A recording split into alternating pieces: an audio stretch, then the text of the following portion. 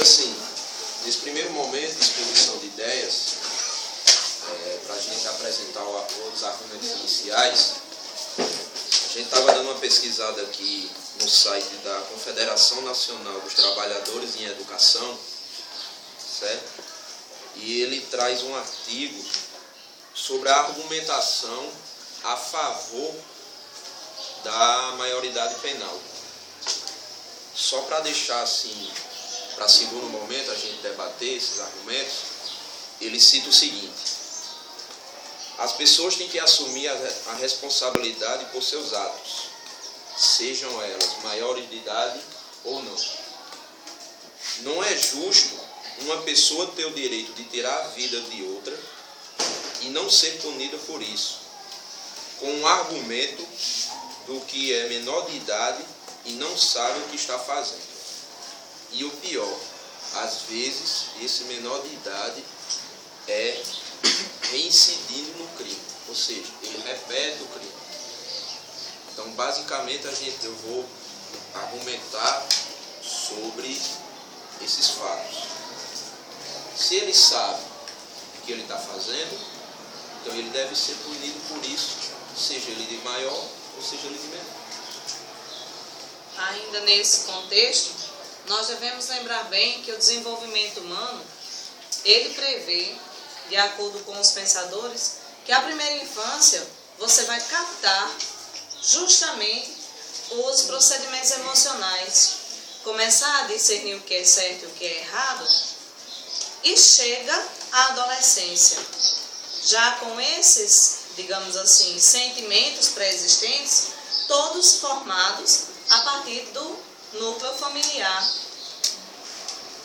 Então, negar esse direito de que seja responsabilizado aquele que comete algum ato infrator, independente de com quem seja, a partir dessa fase da adolescência, é negar que ele adquiriu algum conhecimento anterior a isso, para poder saber discernir o que é certo e o que é errado. Então, se nós adquirimos isso a partir da primeira infância, somos colocados numa sociedade onde se prevê o direito igual para todos. Quando eu admito que alguém não seja punido, eu estou privilegiando alguém que pode fazer errado, que não vai ter consequência alguma. Eis um ponto que nós devemos ter como um alvo que deve ser levado com muita relevância. Isso é importante. Não podemos privilegiar ou ainda incentivar com a impunidade aqueles que já têm consciência daquilo que estão fazendo.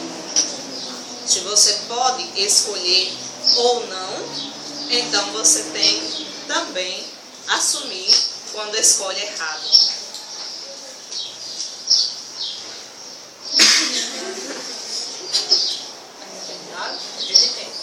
Não, mas a princípio o argumento seria Da exposição das ideias. Bem, eu começo minha fala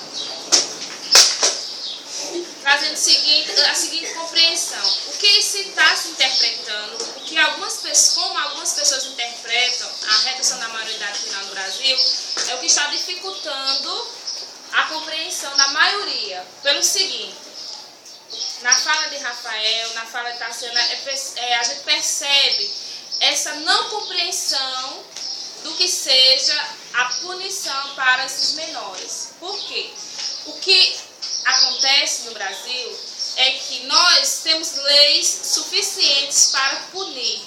Primeiro, não é verdade que o menor infrator ele não passa por restrições punitivas diante do crime dele. Não é verdade. Hoje, o adolescente que comete algum furto, algum roubo, ele é punido sim. Agora, é punido não como se é punido como a gente gostaria, isso é outra história. Mas não existe impunidade para esses jovens. Não existe impunidade para esses adolescentes e essas crianças que cometem crimes. Elas são punidas sim. Então, isso é uma má interpretação do Estatuto da Criança e do Adolescente, é uma má interpretação da proposta da redução da maioridade penal. Então, o que nós estamos aqui debatendo é, o grande fator que a gente não pode perder de vista é reduzir a maioridade penal. Vai resolver o problema da violência no Brasil? Isso é o centro das nossas discussões. Se resolve ou não resolve o problema. Então, é como se a criança e o adolescente que comete crime fossem os principais responsáveis pela violência no Brasil, o que não é verdade. A questão da violência no Brasil são questões atreladas a outros fatores, como, por exemplo, a desigualdade social, a desestruturação das famílias, a falta de oportunidade para se inserir no mercado de trabalho, a falta de oportunidade para construir conhecimentos, para construir lazer, é a falta de oportunidade que o governo não dá à maioria dos jovens, para que esse jovem possa, quando sair da escola, ou até mesmo inserido na escola, ter outras propostas de aprendizagem. Então, nós temos os jovens e as crianças hoje no Brasil meio que jogados, meio que abandonados, e aí querem culpar a criança e o adolescente por toda a criminalidade que existe no nosso país. Isso está errado. Por isso que eu sou contra essa redução, porque a redução não resolve o problema da violência. A violência está pela falta de família.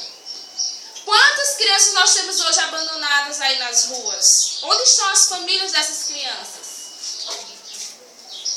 Quantos jovens nós temos aí cometendo crimes? E onde é que estariam esses jovens? Deveriam estar esses jovens. Esses jovens deveriam estar nas escolas. Esses jovens deveriam estar fazendo algum curso. Esses jovens deveriam estar praticando algum tipo de esporte. Mas onde é que eles estão? Estão abandonados. Uma vez abandonados pela família, o Estado agora quer abandoná-los. E quer aprisioná-los em cadeias junto com adultos. E como vamos cuidar do futuro do Brasil se queremos, como muitos querem, encarcerar hoje os jovens e os adolescentes?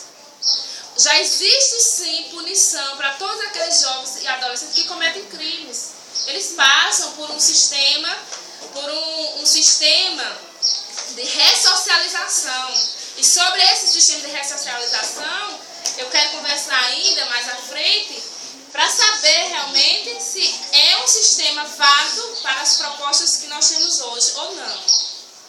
Bem, pessoal, agora eles vão iniciar o segundo momento do debate, que eu já falei a vocês.